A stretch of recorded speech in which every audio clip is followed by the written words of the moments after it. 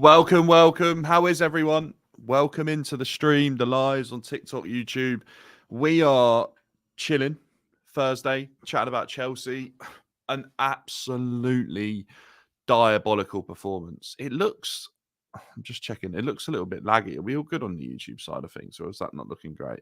Yeah, look, we got to speak about last night because been quiet this week. My apologies. I've not been at 100% feeling good, but that was probably why there was no watch along last night. However, I'm glad I didn't do one really because Chelsea were horrific. Very, very disappointed with how things had turned out last night, to be honest with you. Like, very frustrated. I think it's a massive, massive shame that Chelsea are out of that competition, a competition that we arguably should have won last year. The fact that we haven't, and it's kind of gone like that. Yeah, not great at all. I'm just trying to. I'm just trying to see. Does it look okay? I don't know if anyone's in the chat to see, but anyway, we will crack on because Chelsea obviously lost to Newcastle. Pretty woeful as a performance goes. To be honest with you, I can't find any positives really because to not even get to the quarterfinals of the League Cup is, yeah, it's annoying. It's worrying. Because I think Chelsea should be winning trophies. That's how I view it. That's what I think Chelsea are about. Chelsea are a football club that are meant to be winning trophies, as we have for the last, well, not previous years, but, for the last 20 years. That's what Chelsea have been about. And we ultimately haven't managed to do that. Big up Chelsea Blue coming into the YouTube chat. How are we doing? Yeah, look, it was absolutely, just an absolutely poor performance that just threw me back to last year's. Carl, appreciate that. Absolutely love that from you, son. Look, Rory talks. Look, me and Rory have had a joke about that actually, but yeah, how are we doing, guys? Welcome in. People just sort of filing in now. Look, Chelsea were rubbish last night. I'm not going to beat around the bush. We were not very good. I can't find a player that had a good performance. I don't want to come on and be all negative, and I know people go, nah, it's only the League Cup, but we nearly won that last year. And I think we should have gone to the next level this year and won it. I don't care if it doesn't get Chelsea much money. I don't care if we ultimately lose the League Cup, right? And go into the final, right? Last season with Poch. And then this year, we go and win it. I can live with that. But to go out in the way that we did, it's just... I'm just really frustrated that Maresca even let that happen. We need to speak about Maresca because ultimately, I don't really think he's got too much wrong. And I try and err on the side of positivity, as we all know. However, last night was frustrating. To beat Newcastle at the weekend in the way that we did, to then make 11 changes in a game that was... Look, Newcastle, it wasn't a whitewash. We weren't all over them. It was a little bit closer than I think we all would have liked. To risk 11 changes makes me think he didn't care about the League Cup. But this is a guy that's relatively unproven. Can you afford to do that? I'm not sure. I don't think he has enough credit in the bank to go out of his first competition as a Chelsea manager. He should have been trying to go the distance in that competition for me.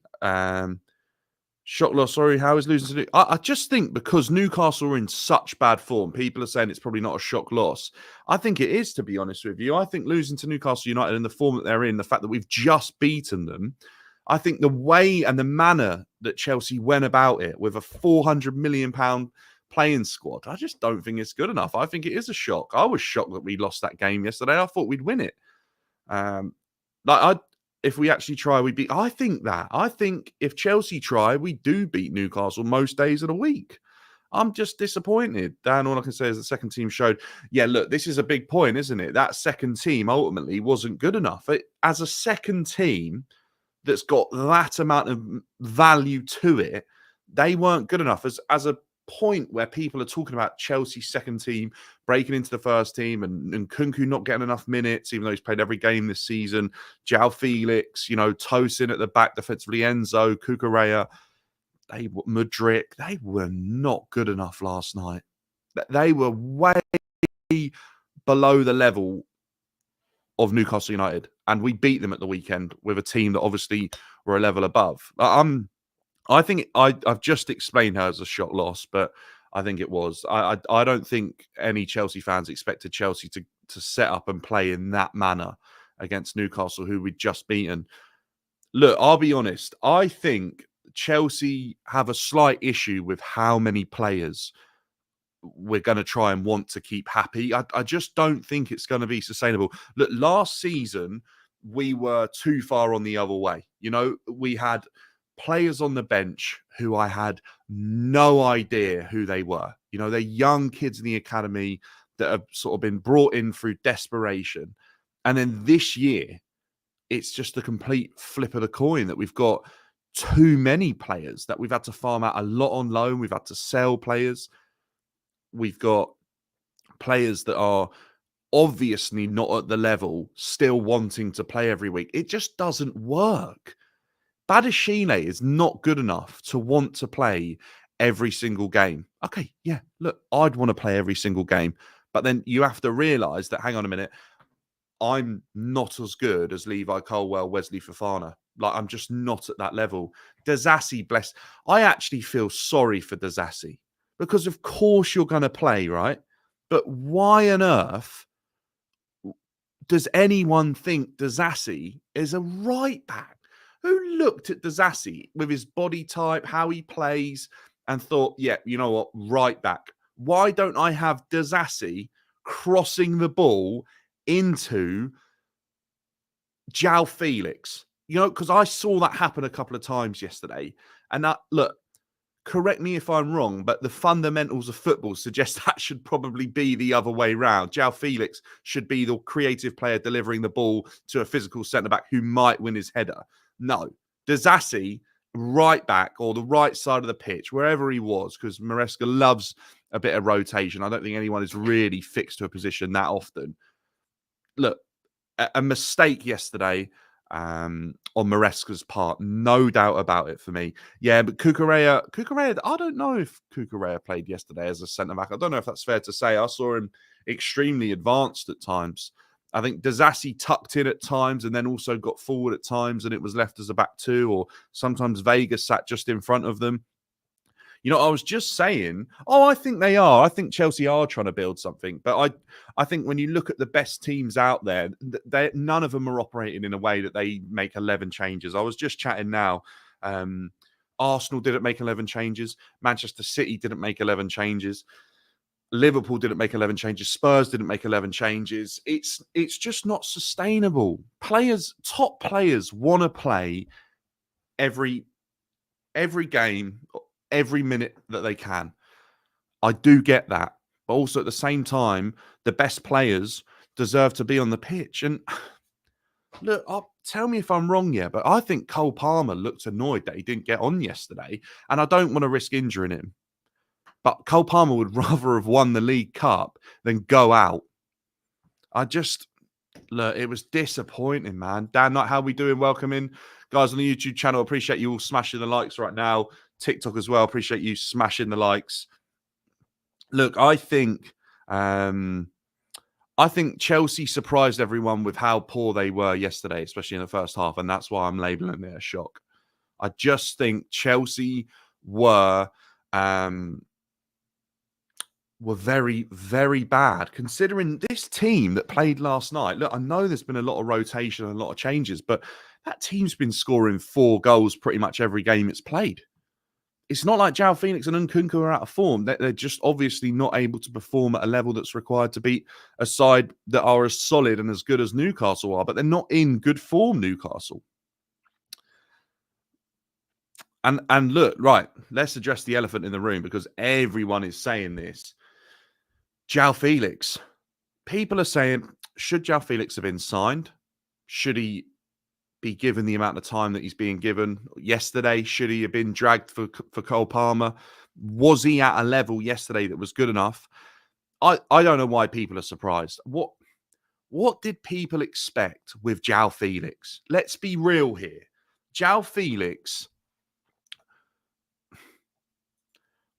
what did people expect with João Felix? You know, we signed him from Atletico Madrid ultimately because the Omarodian deal was breaking down. We had João Felix on loan. What did he get? One goal. We all know the type of player we're getting with João Felix. We're getting a player that is very easy on the eye, frustrating in front of goal, hasn't lived up to his potential, but lifts you off your seat with excitement sometimes because he can be a fantastic player. But we all knew as Chelsea fans what we were getting. Why did anyone expect anything different? Don't get me wrong. I think João Felix has the obvious ability to go to another level than what he's currently showing. But actually, when we look at João Felix and what he's offered this season, it's only been decent against very poor teams. I don't think we're ever going to see the João Felix that Atletico Madrid paid an enormous fee for from Benfica, this Portuguese wonder kid. That isn't going to happen. Why on earth did anyone think this time round we'd get a different João Felix when not much has changed in the time that he was away from Chelsea? Baffles me. Has to get better, João Felix. He has to. Otherwise, I'm not sure he's ever going to be able to break into that Premier League starting 11 at Chelsea. And it does make you ask the question, were the funds wasted on him? Look, I don't know. I don't know what people expected, right? Anyway, let's see. Don't think Enzo... Look, Enzo's got a lot of stuff going on. It's come out today, obviously. And I just feel for this guy as well because he got injured and now he's got a lot of stuff going on. And in the summer, he didn't help himself either. Sometimes football takes a back seat, you know, and it's probably really difficult. Enzo Fernandez, I'm sure, doesn't want to put in a bad performance. I'm sure he wants Chelsea to do well, yeah. But last year, he wasn't at the level that we thought he was going to get to. This year, he's still not there. I think he's been a little bit better, but it's a smaller sample size. But last night, a lot of misplaced passes, a lot of passes that were just, they didn't really do much. But I'm going to be easy on him because, look, we didn't know what was going on. And there's obviously stuff going on. And I feel for him. And hopefully he can get that figured out and return to his best. I'm not sure if Enzo Fernandez is ever going to be at the level that we all hope that he can be. But what I do know is right now, with all the stuff going on, we're not going to get it. You know, he had a bit of a break last year with an injury, and then he's come back over the summer with a bit of drama. He's played a lot of football. Let's just probably take the foot off the gas a little bit with Enzo Fernandez. We know he needs to do better. He knows he needs to do better. But as a fan base, actually now, let's just show Enzo Fernandez that we support him and we want him to get back to a level that he deserves to be at because he's going through a difficult time. He is. Moving on from Enzo. We've spoke about Enzo so much. I don't need to do it anymore. Enzo has got some stuff going on in his personal life that's not great. I think he's going through a breakup or a divorce. I'm not going to get into it. The articles are out there.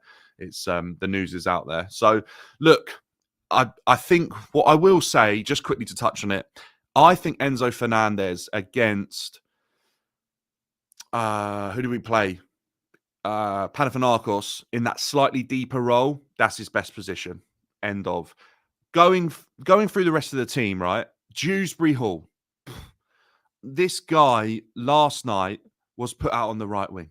What on earth led anyone, right? Anyone to believe that he'd be decent out on the right wing? Because I have never, ever, ever looked at him and thought that playing on the right wing would be where I put Dewsbury Hall. But Maresca did, right? And maybe that's why Maresca is where he is. Guys on TikTok, by the way, if I'm missing GIFs, I'm sorry, but I'm not seeing them pop up on my screen, which is really weird. But I do appreciate it. Thank you, guys. Keep smashing the likes on both YouTube and TikTok. We'll try and break some like goals today. Why not? If you could get us to 50 likes on the YouTube, that'd be unbelievable. And TikTok, let's work our way to 1,000 today. Look, we are in a weird place, right? Because it's not like we've been bad. and we beat Newcastle at the weekend. Now, there's been a few issues, but I think they're fixable. What annoyed me and where I think yesterday was silly was things like Dewsbury Hall going right wing. You know, if you don't think Dewsbury Hall is good enough to play in central midfield in that game, just because you like the guy, don't then move him to right wing. Play Noni, play Cole Palmer, play Neto. Oh, all right, Sancho's ill, can't do much about it. He probably might have played, and it probably would have been Sancho on the right or the left, and Mudryk would probably play as well. I get that. But don't play someone out of position to hinder the team. That right-hand side is already an issue if Disasi plays there. Don't then put Dewsbury Hall there as well. Both of them didn't have a good game. Central midfield, look, it wasn't great. I actually think Vega's okay in DM. Sometimes he's a little bit slow, but I don't really know Vega's 100% desired position. Where if you asked Vega, where do you play? What would he tell you? I'm not sure, but I like Vega. I think Vega's a very good signing, and I actually think once he nails down a set position, you'll start to see him develop even more. And I actually think he's a good player and a great player to have in the side. It just baffles me a little bit because when a player moves around that much, how do they find consistency in their performances when they don't actually know where they're going to be playing week to week, right? That's the thing with like Nicholas Jackson. Just leave him up front, let him work, and look at the results you get. Everyone, put him left wing, put him left wing. We're looking at one of the best strikers in the league at Chelsea right now. Like, just let him blossom. Keep moving Vega around. He's never going to know if he's a left back, centre back, or holding midfielder. But I actually like him, and I think lock him down to one place and let him flourish because he's a really good player. Look, we can go around the whole team. Mudryk, not a great game off the back of some pretty good performances this season, albeit not in the Premier League. I was really hopeful that he might cause Newcastle United some issues yesterday. He didn't, which was just like really frustrating and annoying because I wanted Mudryk to show that he'd put in some work and he'd gone to the next level. And I think there was probably one or two moments when I thought, yeah, all right, that's better. But there was a lot that reminded me of what I've seen from Mykhailo Mudryk for too often in a Chelsea shirt, far too often. I look at the left-hand side of the pitch in terms of Cucurella. I like Cucurella, and I think tactically it allows Chelsea to do something a little bit different, yeah. But what? Yeah, but Mafia, he might have created the most chances, but what chances? Well, Chelsea's chances yesterday were not good enough. I think there were moments when, like, Mudryk created a chance for Nkunku, but the pass battered into Nkunku's leg. And I'm not saying Nkunku did well, but ultimately Nkunku and Mudryk both didn't have good games. I'm struggling to find someone that had a good game. I actually felt that probably like Cucurella or Tosin were probably our better performers and maybe Vega, but they weren't really at a level that would excite me enough, to be honest with you. Cucurella is a weird one, right? Cucurella offers, and I like Cucurella, and I think what he offers and allows Chelsea to do tactically is good, right? And I think he works his socks off every game, and I can get behind that, right? He wants to win. He wants to play for Chelsea. I don't care. And by the way, anyone saying it's EFL Cup, we don't care. I just am never going to agree with that statement because as a Chelsea fan, I want to win every game possible. That's it. End of discussion. I don't need to say anything else. And ultimately, I want to win trophies. No one was saying that last year when it was Pochettino, by the way. Everyone was killing Poch for not winning that competition. And I was Poch out. Let's just get that one straight. But the thing with Cucurella is when he's allowed to drift as high as he does into like that number 10 role, he obviously isn't as good as what another number 10 in that position might be. And then he very rarely like has to be deployed at left back. I wonder whether you could sort of change that system up a little bit and maybe leave us a little bit more vulnerable defensively for a better attacking player. But Cucurella had a good game.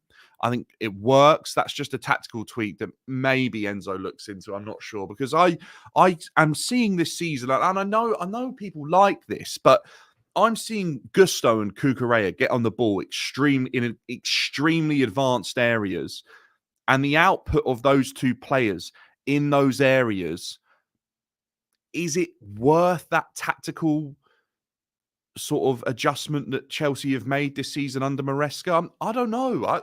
If my player is getting on the ball there in that position of threat and creating an opportunity, do I want that player to be Cucurella or Gusto? With Gusto's attacking output, especially this season, no, I don't. I'd much rather that be one of Chelsea's more creative and better attacking players going forwards.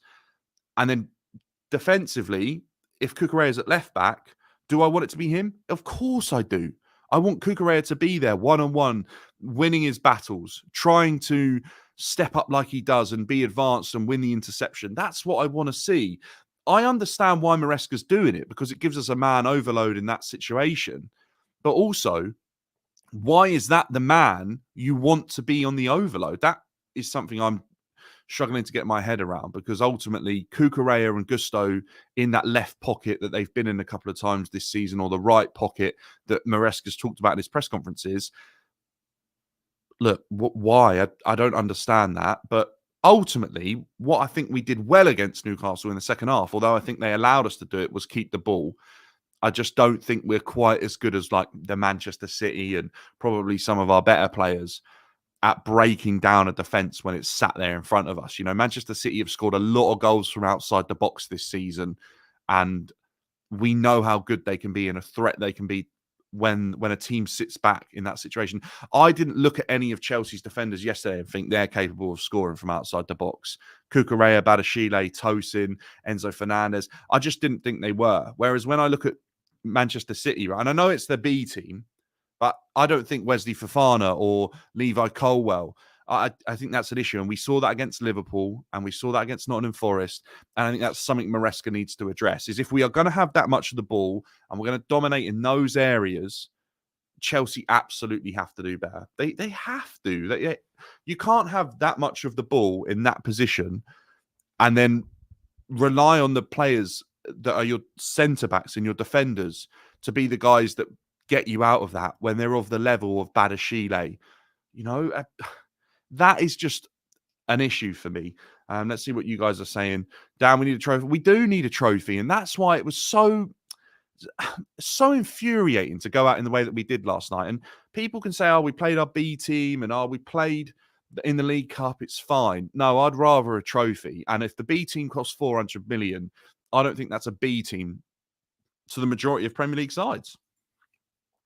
Yeah, I agree. Cucurella can walk off of there proud, to be honest with you. The players in those areas have to. Yeah, we don't have. Well, yeah, yes and no. I'm not sure that Chelsea are lacking with players defensively. I'm not sure that they are in terms of defensive recovery pace. I think we've got that. I just think yesterday the goals. One was a lot of the issues yesterday came from a persistence of playing out of the back when it clearly wasn't working with the players that were on the pitch.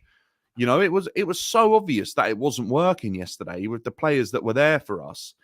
In Badiashile, Dazassi, Tosin, Vega obviously got caught in possession, Enzo Fernandez, Jorgensen.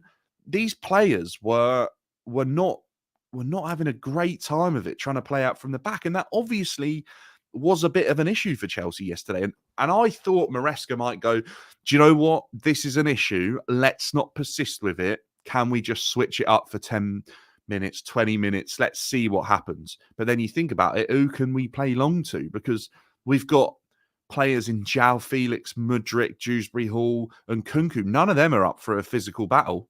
Like, they're just not. So we can't switch it up. So we have to carry on playing that way. And ultimately, we conceded.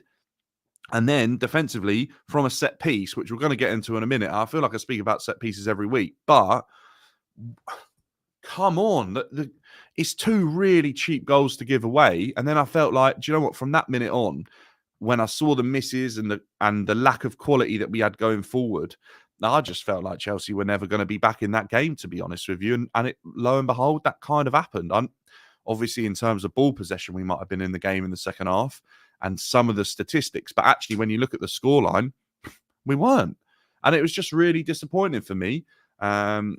What are you saying here? Yeah, this is right. So hear me out on this, Matthew, because I think this is the point I'm making, right?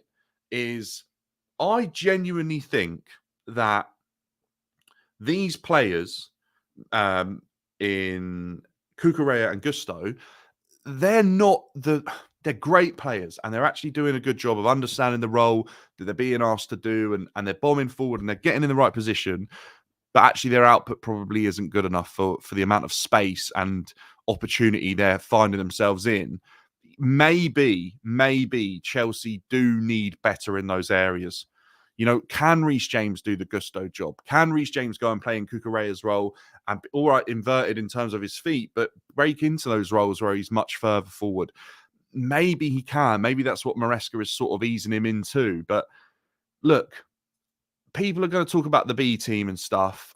The B team have to do better, but also, Theo, some people were saying that we lost on purpose, but I don't think we did. I don't believe that it's the right thing to lose that game. Because hear me out, right? Maresca is trying to keep 22 players happy. He's making 11 changes. There are not many managers in world football right now making that many changes. There just isn't. So why would he make it more difficult for himself and remove 6-7 extra fixtures from his calendar? Why would you just wouldn't do it? That's 7, I can't remember how many games, it's 6 or 7 games now that are going to be removed from the calendar. Or hang on, wait, maybe there's not a semi-final double leg anymore. Either way, it's still quite a few games removed from the calendar where he could have kept players happy, given a player a run out. Now what? We're out of the League Cup. So when other teams are going to have, and I know other teams are out, but they're not in the same boat as Chelsea. Chelsea have a lot of players that want to play football. And I just think, is this the right thing to do? I'm not sure. Maybe in terms of injury maintenance, yes, it's helpful. But actually, what happens now, right, when the League Cup fixtures could have been there, when we're going to play during the week, and then there won't be a game because there's a midweek fixture of the League Cup, like the League Cup quarterfinals, it would have been around the corner if we won that. Then what happens? It's another few players that are going to be unhappy because they don't play for another week. And I just think you don't lose that game on purpose. You don't. And also, would Maresca not rather have the League Cup than risk not winning another trophy? I just think with the players that were on the pitch, you absolutely make that happen. You go and make that happen, and you go and win that game against Newcastle, and you go and prove that you're good enough to break into the first team. All that's done yesterday, right, is kill squad competition. Does anyone else think, right, that no, you can't take that risk, Matt? Oh yeah, don't worry, we'll go win the FA Cup. It's just not that easy. You got to do what Poch did and try and get to the final of both. I think that's what you have to do. And ultimately, yeah, all right, don't sacrifice your league form. But at the same time, you win a trophy mid-season in the League Cup, you've got 22 players you're trying to keep happy. I just think you want as many games as possible if that's your methodology. He won't be able to make as many rotations if he keeps going out of competitions. So, look, I just think all it's done is kill squad competition. That's what I think it's done. Because every player last night that has been looking over their shoulder at a player potentially playing instead of them probably went, got nothing to worry about. Do you think Nicholas Jackson watched that game yesterday thinking, and Nkunku and Felix, one of them two could take my position at any minute? Do you think Cole Palmer felt like, Dewsbury Hall and Nkunku, João Felix, one of them could easily play 10 instead of me? No. They looked at it and went, well, I'm a bit more comfier than I thought I was. That's what happened last night because we were so far off it. I think we should have seen a hybrid of the two teams last night. That's what I think. Some players should have played 2 games in a row. That happens in football. I know the 11 changes, but I still think Chelsea, even with 11 changes, should have been more competitive than they were. I just think that happens in football. I get that, right? players play Monday, Tuesday in the Champions League. You know, Manchester City, those players will play, sorry, not Monday, Tuesday, they'll play Saturday, Tuesday, or Wednesday, and then they'll play Saturday, Sunday again. That just happens. You think the top players, they want to play in as many games as they can. And I think we should have seen a bit of a hybrid. I think why not see if Cole Palmer can work with João Felix for a little bit longer? Give him 90 minutes. Why not see how Madueke fares with Nkunku and João Felix for a little bit longer when you're going to play Dewsbury High position? Why not play Malo Gusto? Why not go, hang on, I know we're managing minutes here, but like, why not see if Reece can play in that position? Understandably, Reece is probably the one who I'd rather protect more, but Reece is an example there. It's probably a poor one to use, but why not see if other players, like, why not see if Casado could play in midfield and then rotate it around, but still keep a bit of quality in? Because that's what some of these managers do in these games. They don't make 11 changes; they make 5, and you see a bit of a switch up. And then if you're winning, then you can bring on a youngster or a kid or a player that's on the fringes. Because ultimately, I think we'd all rather have a trophy. City have injuries. If City didn't have injuries, there wouldn't have been as many kids on the pitch yesterday. I can tell you that much. Not against Spurs. And Pep, history suggests he wants to win the League Cup. He understands that winning a trophy is a trophy. As much as people slated Ten Hag, he went and won a trophy because he understood as a manager, if I win a trophy, that buys me more time. All Maresca's done by losing that game is apply more pressure to himself. You know, there is way more expectation now on Chelsea to go and win the FA Cup because we haven't won a domestic trophy in a long time and we're not going to win the Premier League. So his only option now is the FA Cup. You know, the Conference League people have labelled as a must win. And when you look at the level of competition in that, yeah, I think it is. Because when you look at these players that played last night, they're miles off the Newcastle level. So Maresca's only applied more pressure to himself with that loss. I just don't think you do that on purpose when you have a squad as big as Chelsea's. Let's see what you guys are saying. We made one sub of the largest squad in the league. He hung them out and said, prove yourselves. It's clear that players like, well, yeah, look, we've only just bought some of these players, man. How can you look at selling them? Let's see. My only issue with the team is, that was the right-hand side. Look, the lineup's okay. I don't think there's an issue with the lineup. What I do think is you have to be seriously confident. Look, maybe Maresca learned a lesson. Maybe Maresca learned that his players aren't as good as what he thought they might have been. He might have been more confident than they actually were, than they actually proved to be, to be as good. Because he was probably resting them. Man City had Haaland on the bench. I think what it is if you like Arsenal, right, and you were playing, who do they play? Preston. I think you could probably get away with making 11 changes.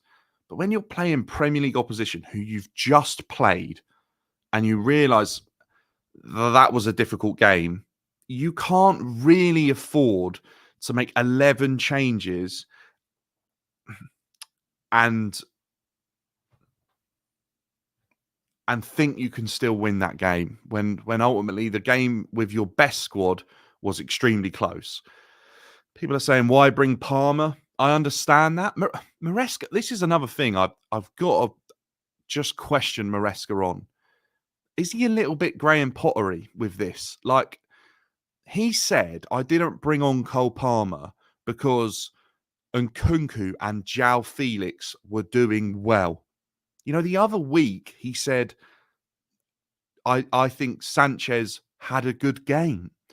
He also said on last night, the result wasn't what we wanted, but the performance was good. What about that performance yesterday was good? I quite like Maresca, and I think he's been brutally honest at times. Don't be brutally honest, and then when it comes to the truth about other matters, start fluffing it up a little bit, because that doesn't work. That is, you've got to be honest all the time. Jose Mourinho says it how it is. Pep Guardiola will say it how it is. Top managers are not afraid to admit when it wasn't great. You know, okay, like, you turn around Maresca and say, my fault. Do you know what, guys? My fault. Protect the players. Put it on yourself. Oh, I didn't make changes early enough. Okay, fine. That basically kind of shows that you weren't happy with the players that were out there, but you could have made changes quicker. Or say something along the lines of, what Jose would do, he would protect the players and throw it onto something else in the game. Just little things like that. Oh, why do we have to play it now? We've had a lot of fixtures, like blah, blah, blah, congestion. The best managers find excuses to protect the players, but also take ownership of the situation. Maresca fluffing it up, saying that performance was good, that is not what you want to hear, because we all know that wasn't a good performance. Look, man, I just think Chelsea absolutely have to do better in the League Cup than what we've done this season. And I do think that if you're going to be a manager that talks straight facts, you then sign up to being a manager that talks straight facts. Don't drift off on the Graham Potter side of things and waffle. Sit there and own the situation and say, my bad. I trusted these players yesterday to get me the result. They didn't. Don't sit there and say, it was a good performance. Oh, actually, he's been all right in goal. Oh, no, I didn't bring on my best player, one of the best players in Europe, because Nkunku and João Felix were doing all right. We could all see they weren't. Look, Maresca's got to do better with that. Defensively, we've got an issue. And I know it's the B team. And I know a lot of people are going to focus on, it's the B team, it's the B team. This goes for the whole squad. I don't think defensively we've been good enough this season. I just don't think we have. I think we were worried about the defense going into this season. I think at times these players have been slightly better than what I expected, but there is a lot of mistakes in this defense as well. And we have to do better. We brought in a set piece coach. We are woeful at set pieces. And I don't think it's because of the players and the personnel that we've got. I genuinely think I don't understand what this set piece coach has done or is doing. I saw some of the percentages of where Chelsea stand on set pieces this season. Like, we are bottom percentile for a lot of it. Like, we are extremely poor when it comes to set pieces, attacking and defending. And you know what? You don't even need the stats to see. You can just do an eye test and go, this isn't good. And it isn't. Defensively, man, Chelsea are a team with issues. And I think that Disassi goal yesterday, oh my gosh, that just summed it up. It was just a calamity. And I don't feel like we're in control of any aerial duel or set piece that enters the box. I think playing out, I actually feel okay with. I think yesterday was an issue, and Newcastle obviously noticed some problems with those players, but I think our first 11 are probably good enough to do it. I think Caicedo and Lavia showed how good they are, how press resistant they are. I think yesterday, Vega and Enzo Fernandez showed they're not quite at that level. Levi Colwell has shown that he's far better distributing the ball than Badashile at times. Actually, Tosin, in terms of on the ball, he wasn't that bad yesterday, but I just think also Jorgensen scared the life out of everyone. And I think we were like, oh, he can't be that bad, can he? He might be worse than Sanchez, which I just thought wasn't possible.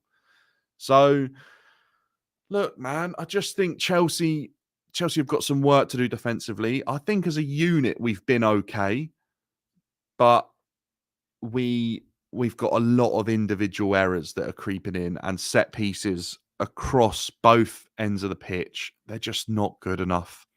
They really aren't. Oh, the drag, don't get me wrong, by the way.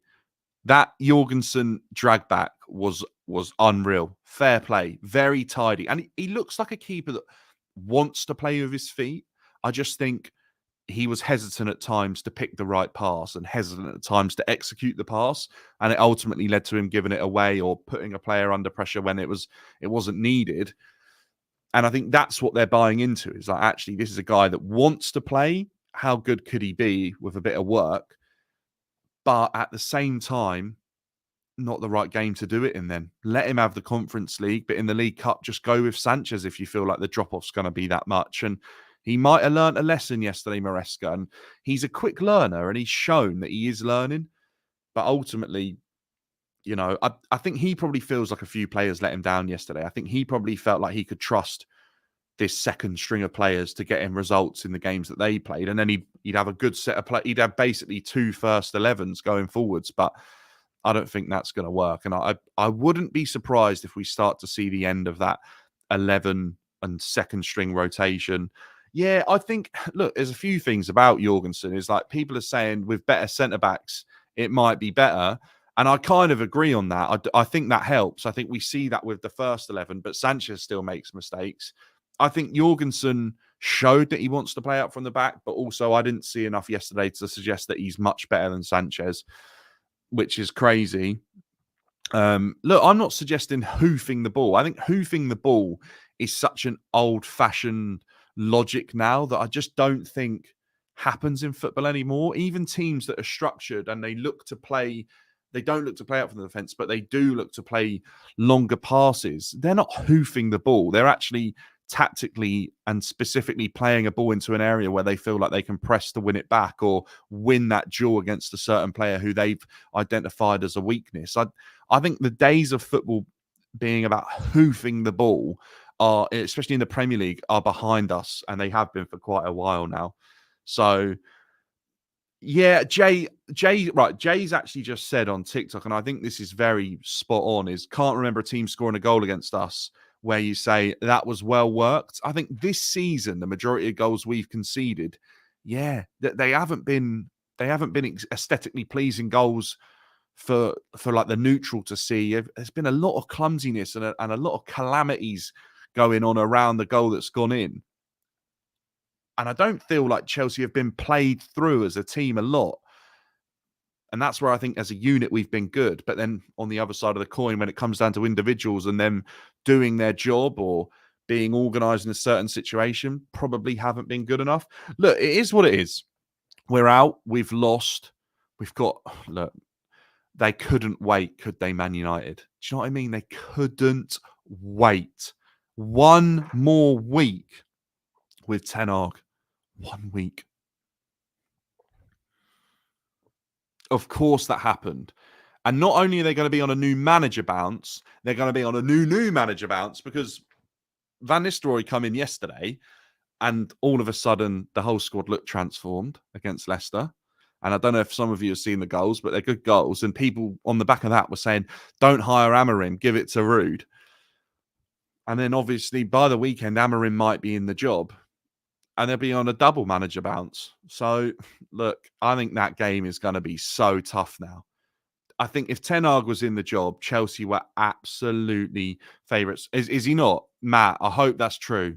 Either way, right, I think ultimately Manchester United is a different kettle of fish now to what it was under Ten Hag, and we have to do better. I think what we all know is going into that game against Manchester United, we can all sit here and say probably that the majority of players that played in that that played in that Newcastle game last night won't be anywhere near the starting 11.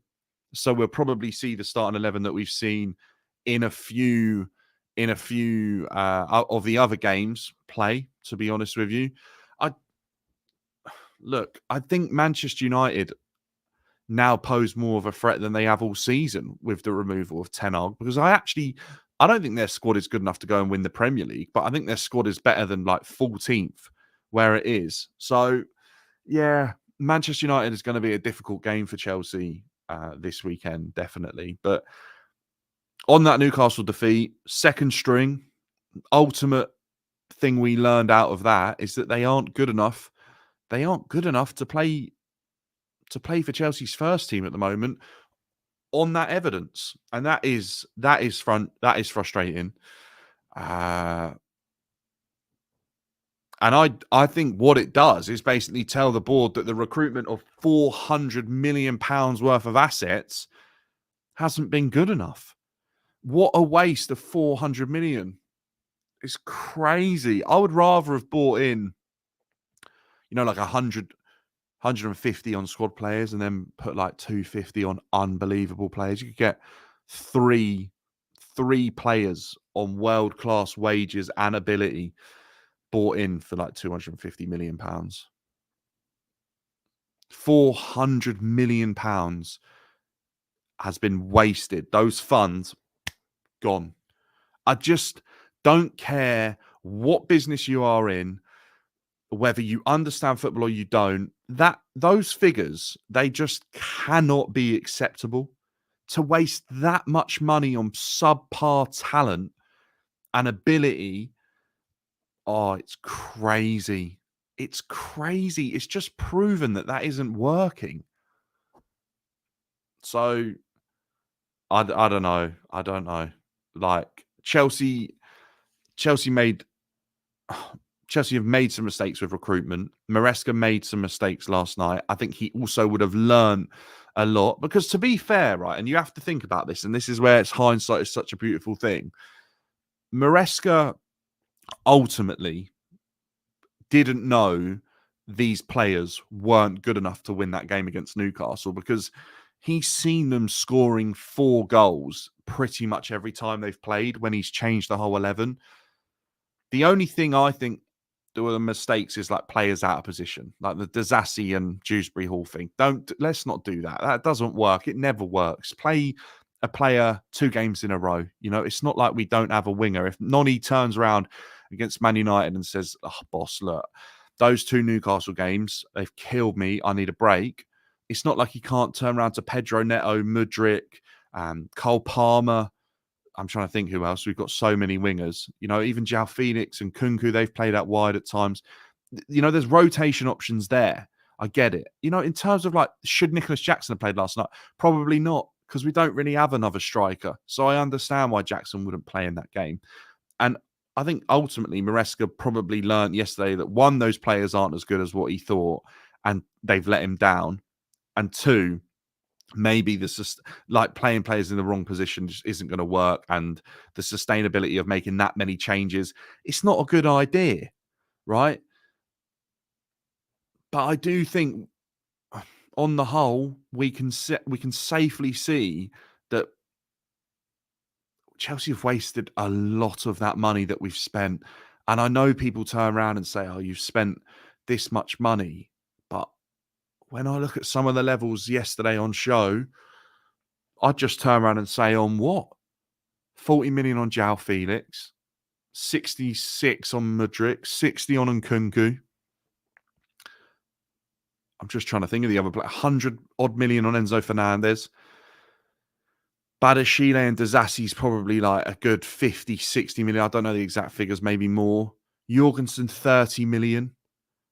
Tosin was a free transfer, so you can't really say that's a waste. I actually think Tosin didn't have a bad. That's why I'm not touching it much.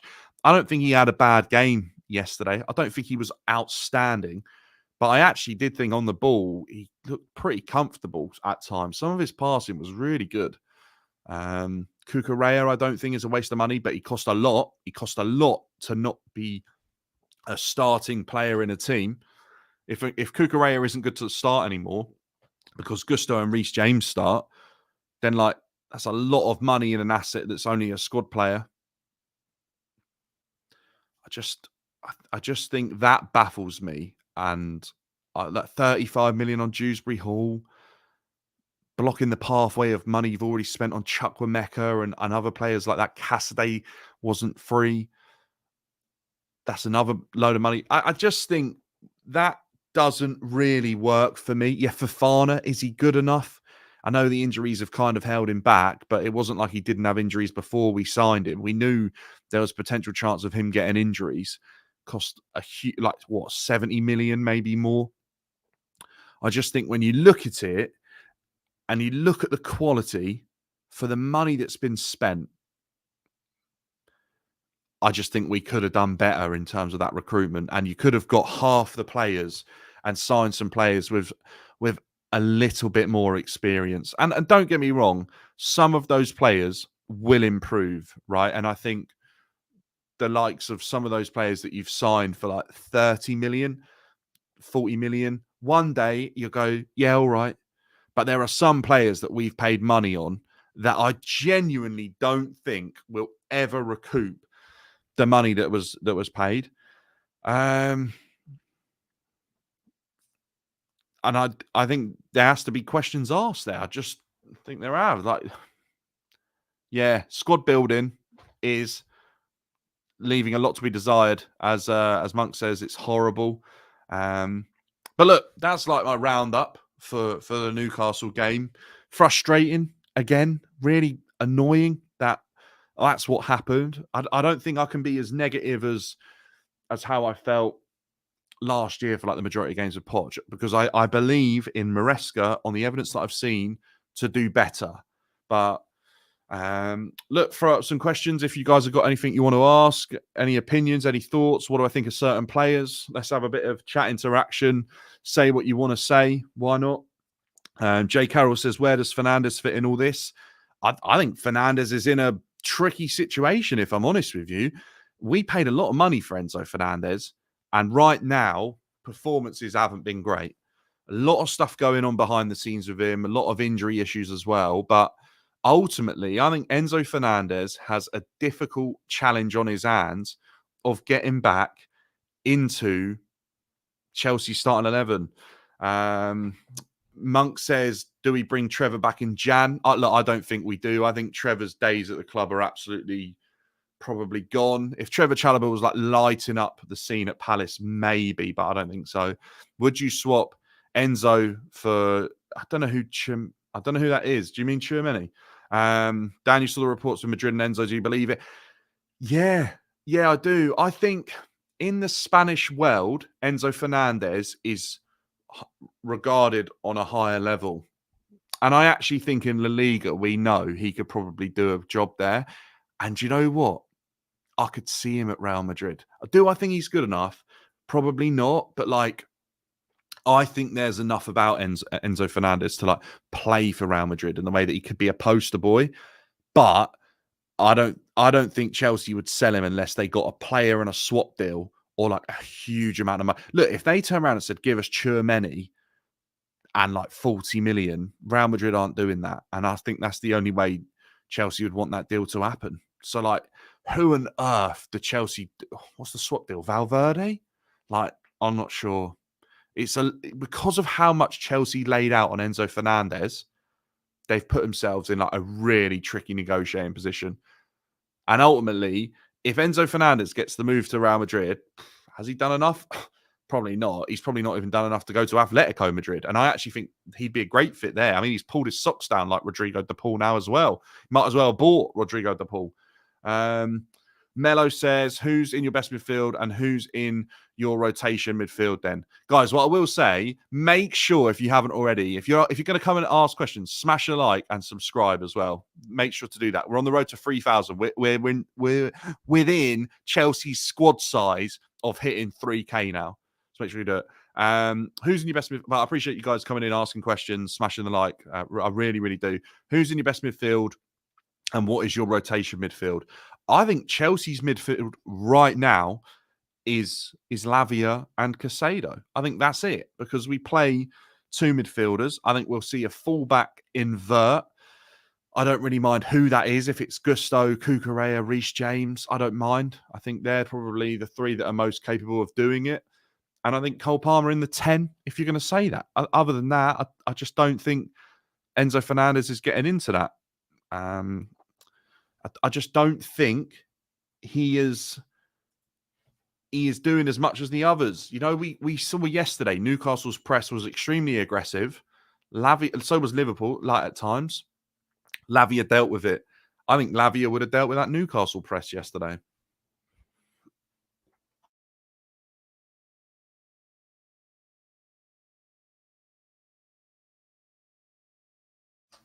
Three, 8, 7.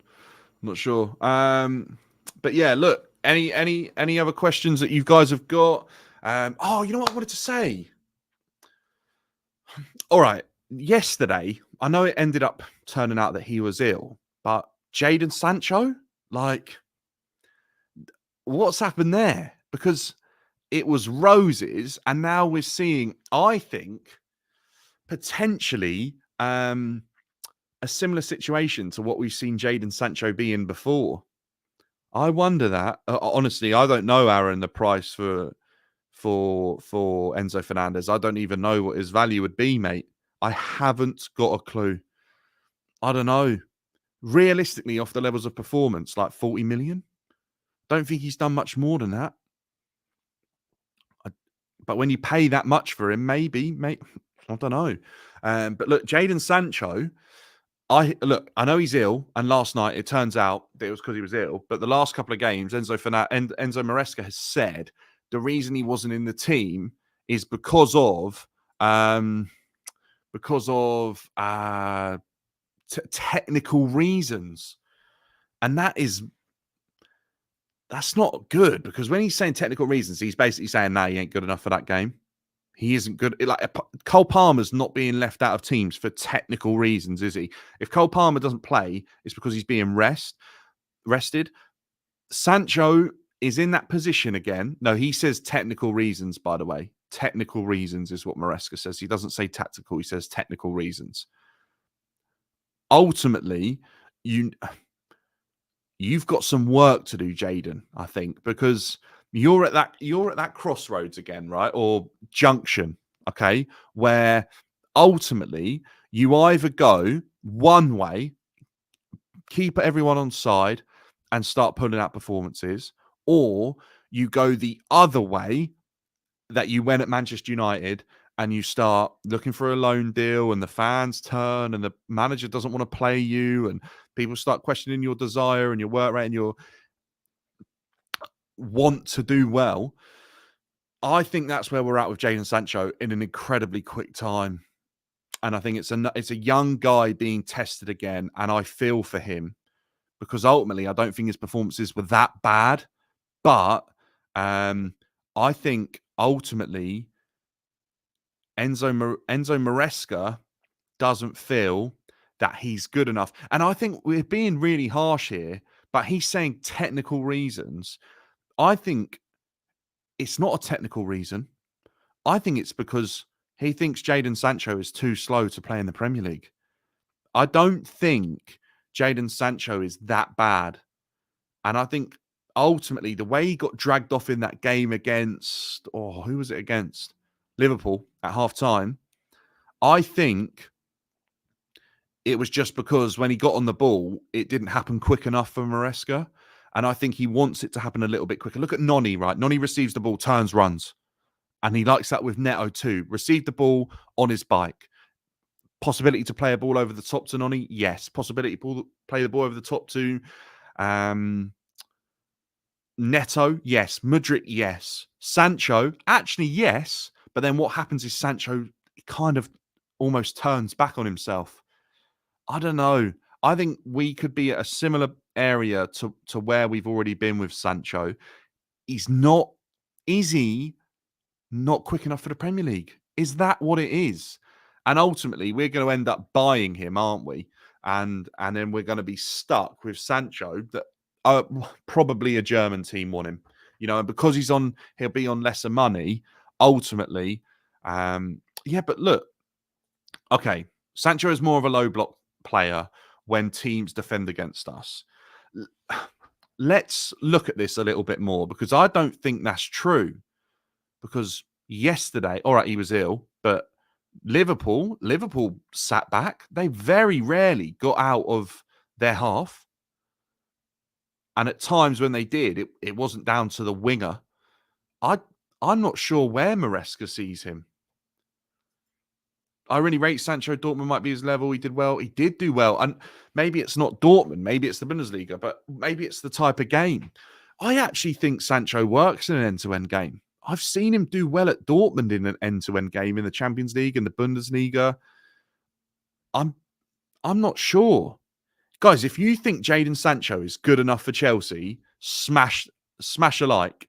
And if you think Jadon Sancho isn't good enough for the Premier League, smash a like as well. Because we're not on enough likes. We're trying to hit 30 likes today, as always, and we're not there yet. So keep smashing the likes. I'm positive for Jadon Sancho. I expect him to do better.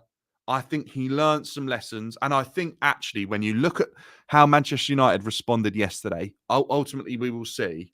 But I think a lot of players didn't like Ten Hag. And I actually think that probably didn't help Jaden. I think Jaden and Maresca are probably on better terms than Jaden and Ten Hag.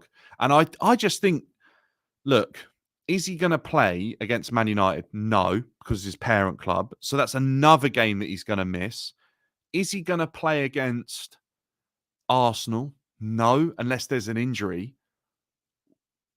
Is Jaden now in our second string? Are you telling me that we've loaned a player in for this season that we ultimately are going to buy for our second 11? That just what? And then Mudryk, like, is he just? Are we going to say done off the back of yesterday's performance and what we've seen previously? It just baffles me a little bit. I'd rather, yeah, I'd rather have not bought him in. And this is where we say about whether or not it was the right thing to do and bring these players in.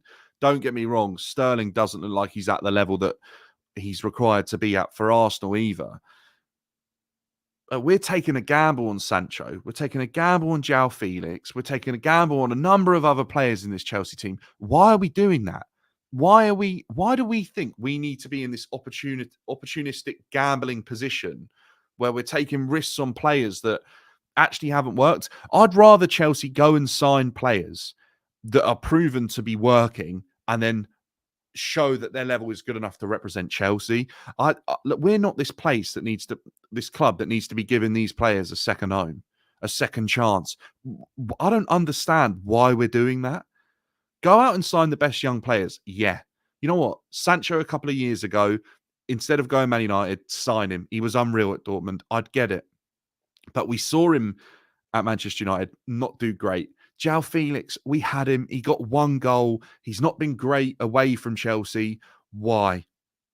Why are we thinking, oh, yeah, let's give these players a second chance? Let's not do this whole failed wonder kid second chance thing. I just don't think that's the right thing to do because I think we saw yesterday that they're not going to be at the level that's required to be at. People saying, do you know the direction we're going? Yeah, I know the direction Chelsea are going in. And I think we're moving forwards. But why should we have ever gone backwards? Why on earth should Chelsea have ever gone backwards? Everyone can say, oh, we're progressing forwards, blah, blah, blah, blah. Why did Chelsea ever go backwards? Someone sit here and tell me why Chelsea ever had to go backwards. They didn't. We won the Champions League in 21. We should have been building on a team that had just won the Champions League. In fact, we didn't build on it at all. We ripped up every foundation that was at the club and said, no, we're laying new ones. No one can sit here and tell me why we're going backwards now. This would be crazy, by the way. A swap deal, nuts. I don't see it happening. Obviously, Todd Bowley loves a swap deal. I don't see it happening. I don't know. I don't know if I see that being the case. Just because an ownership changes doesn't mean a team have to go backwards. Look at Manchester City. Their ownership changed. They went to a whole nother level. Newcastle United, ownership changed. They're going to another level. They were relegation fodder, if you like, under Mike Ashley. They were bouncing between the Championship and Premier League safety. Now look, they're competing for the top end of the Premier League. You don't have to go backwards if your ownership changes. The only reason you go backwards when your ownership changes is because your ownership don't believe the club was moving in the right direction in the first place. But for me, the previous ownership had Chelsea moving in a direction that was good enough.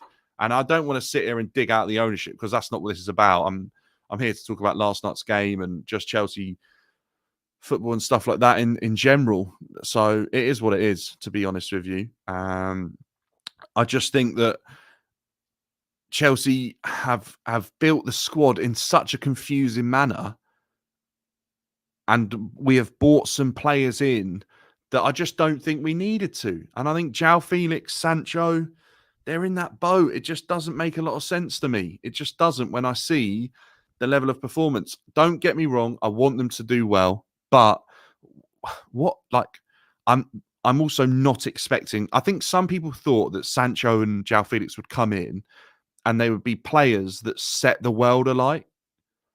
What, what did people think was going to happen? I definitely didn't sit here and think João Felix would set the world alight. I can tell you that right now. I didn't sit here and think Jadon Sancho would be an unbelievable player. I thought he'd be better than his time at Manchester United, to be honest with you. And I think to actually say that he hasn't been better would be harsh. I think he actually has had not a bad start, to be honest. But we also bought in a £60 million winger in Pedro Neto, who I think is going to take priority. The Phoenix deal was just so we could sell Gallagher, probably, but why do you need to sell? Obviously, we need to sell Gallagher because we've spent money recruiting players elsewhere that we probably didn't need to. Look, it's a baffling one. It's absolutely gutting to be out of that competition. I'm sad that that's happened. I think Chelsea are a team that should be looking to try and win that competition year in, year out because of the level that we're at. I think that can mean a lot to a manager who is relatively unknown.